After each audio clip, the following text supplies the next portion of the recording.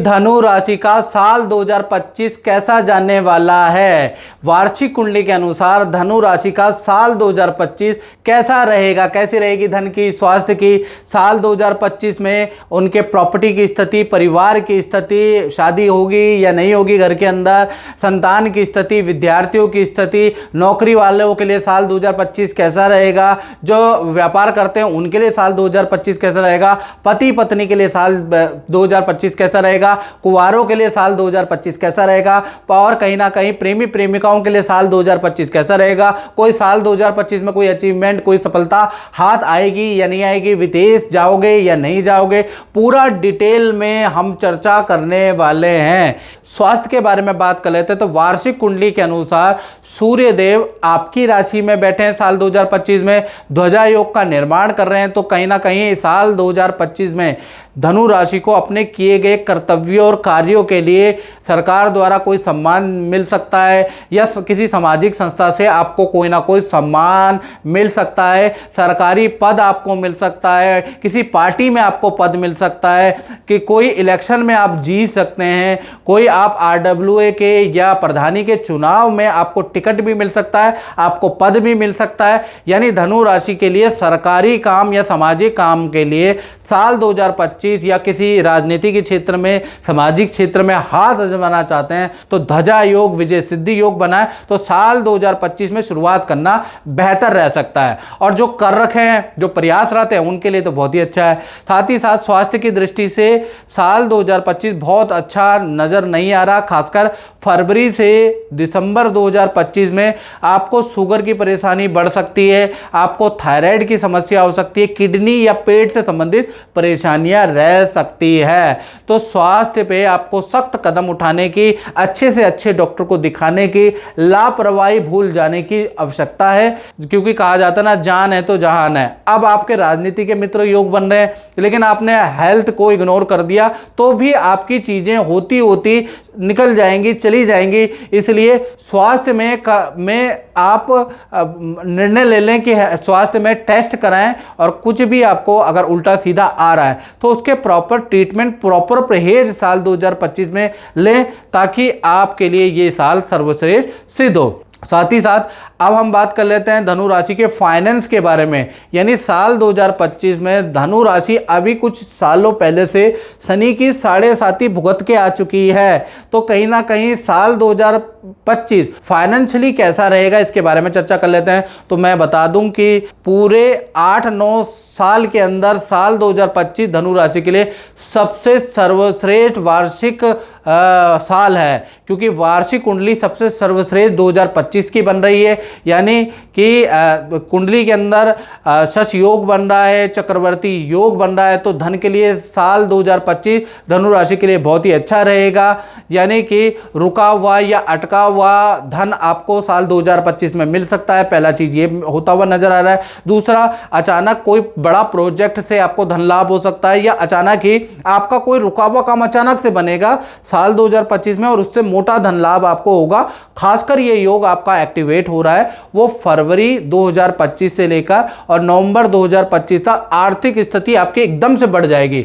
जनवरी में आप रंक जैसे हालात रहेंगे, यानी कि बहुत कठिनाई वाली समस्या होगी, और फरवरी आते आते आपकी चीजें बदलती रहेंगी। यानी फरवरी से नवंबर के बीच में आपके 2 राजयोग एक्टिवेट हो जाएंगे, शश योग और चक्रवर्ती योग, जिससे कि आपकी फाइनेंस की स्थिति बहुत अच्छी रहेगी। साथ ही साथ देखा जाए तो धनु राशि का शुक्र और शनि दोनों ही तृतीय भाव में बैठे हैं। तो साल 2025 में धनु राशि वाले अपना वाहन चेंज करने वाले, नया वाहन खरीदने वाले, उसके योग नजर आ रहा है। और साथ ही साथ आपको कोई नया कॉन्ट्रैक्ट आपको मिल सकता है, या आपको किसी बड़ी कंपनी से नया टाई-अप, नया अनुबंध आपका हो सकता है। यदि आप धनु राशि के हैं और आप राजनीति के क्षेत्र में हैं मित्रों, या मीडिया के क्षेत्र में, कला संगीत के क्षेत्र में, या आप कोई कमीशन से संबंधित कोई काम करते हैं, या लेखन से या वाणी से संबंधित कोई काम करते हैं, तो साल 2025 आपके लिए इन क्षेत्रों के लिए सर्वश्रेष्ठ साल रहेगा। आपको बड़ी कामयाबी हाथ आएगी। यदि आप टूर एंड ट्रैवल का काम करते हैं, गाड़ियों से संबंधित कोई काम करते हैं, पैकेजेस से संबंधित, यात्राओं से संबंधित संबंधित कोई काम करते हैं मित्रों, तो साल 2025 आपके लिए यादगार वर्ष, लाभदायक वर्ष, व्यापार में तेजी करने वाला, अपॉर्चुनिटी देने वाला साल 2025 रहने वाला है, क्योंकि आपकी कुंडली के अनुसार ध्वजा योग बन रहा है। तो इन क्षेत्रों में आप हैं तो आपके लिए भाई बल्ले बल्ले।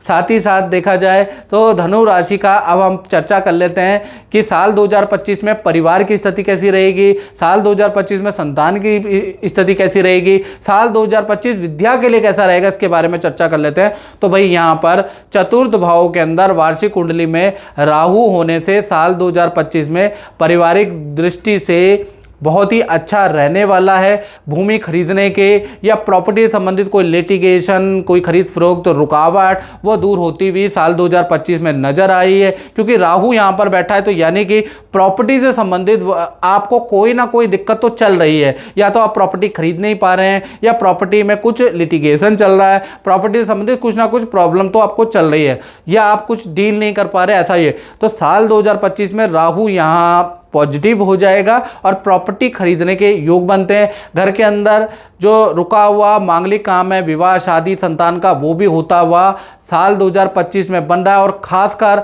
देखा जाए तो जनवरी साल 2025 से लेकर और सितंबर 2025 पारिवारिक दृष्टि से बहुत अच्छा साल है। यानी जनवरी से सितंबर में आप प्रॉपर्टी भी खरीद लेंगे, प्रॉपर्टी बेचना चाहते हैं तो बेच भी देंगे, खरीदना चाहते हैं तो खरीद भी लेंगे, परिवार में रुका हुआ मांगलिक काम भी हो जाएगा। साथ ही साथ मैं बता दूं अक्टूबर नवंबर दिसंबर ये 3 महीने थोड़े नुकसानदायक है पारिवारिक दृष्टि से। घर के अंदर चोरी के योग, अग्नि का भय या कुछ ना कुछ हानि के योग भी भाई बन रहे हैं। तो ये 3 महीने खराब भी रहेंगे, या कोई ना कोई बीमार रहेगा, कुछ ना कुछ तकलीफें भी इन 3 महीने रहेंगे। तो कुल मिला के अगर ओवरऑल देखा जाए तो साल 2025 कहीं ना कहीं परिवार के स्तर के लिए अच्छा ही नजर आ रहा है।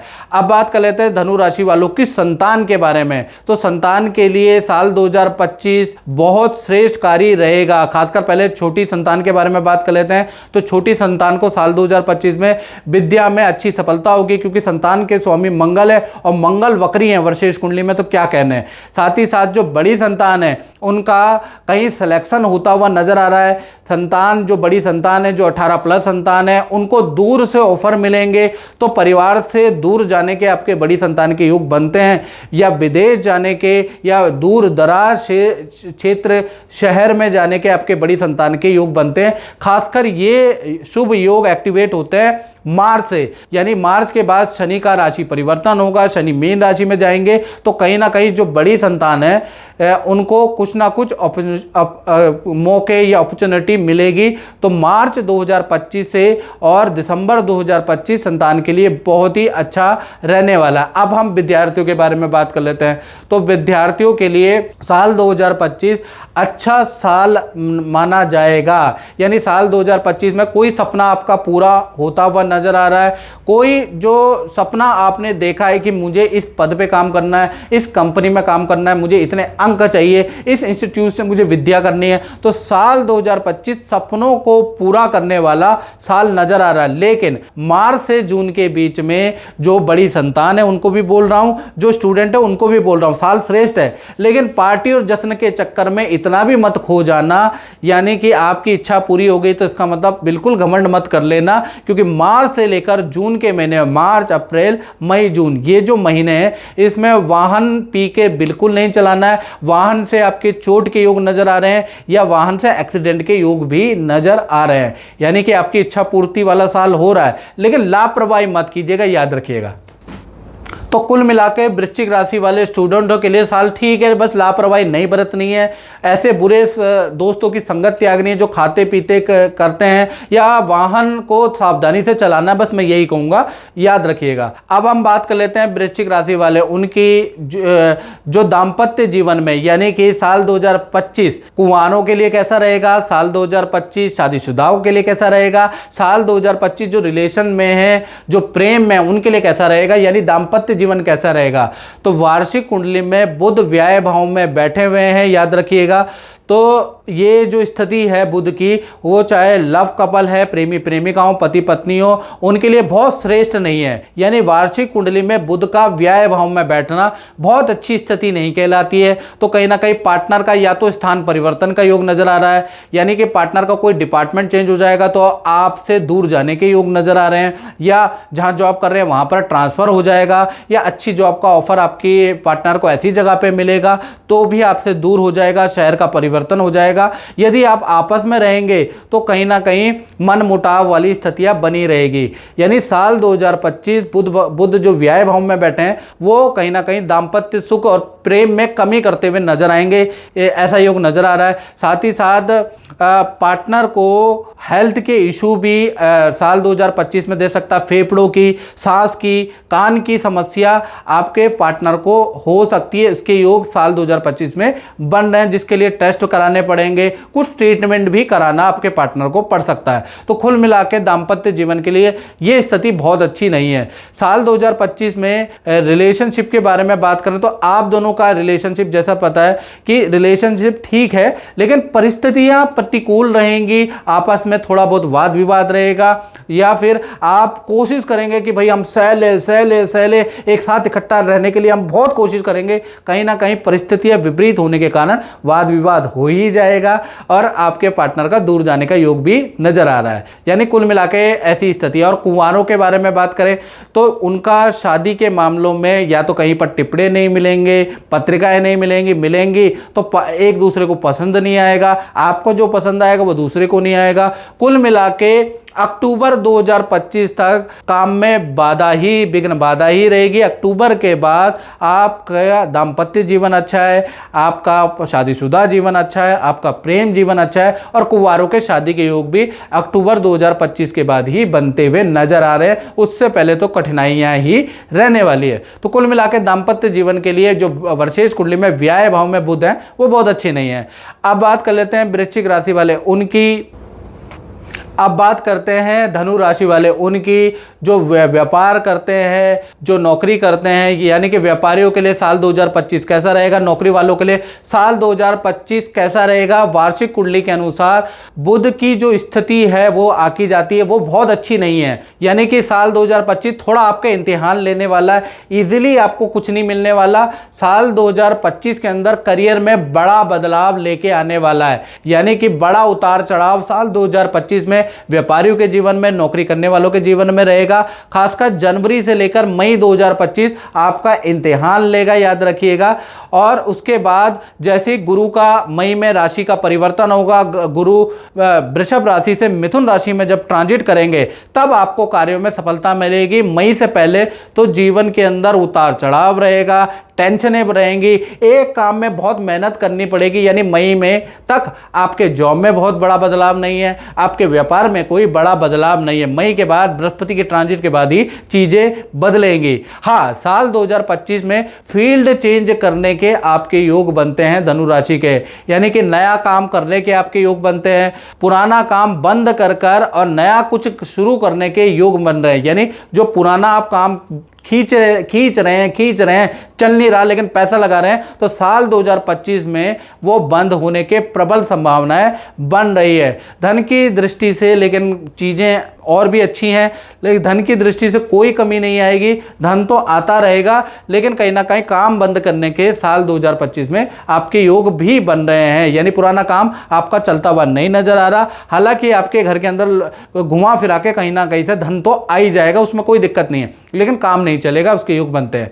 साथ ही साथ अब बात कर लेते हैं धनु राशि के वार्षिक कुंडली में बुध वृश्चिक राशि में बैठे हैं, यानी कि साल 2025 में कुछ वस्तुएं आप खरीदने वाले हैं, कुछ वस्तुएं आप बेचने वाले हैं, उससे भी आपको लाभ प्राप्त होगा। इसलिए आपका रुका हुआ काम रहेगा, काम अच्छा नहीं चलेगा, तब भी आपको लाभ प्राप्त होता हुआ नजर आएगा।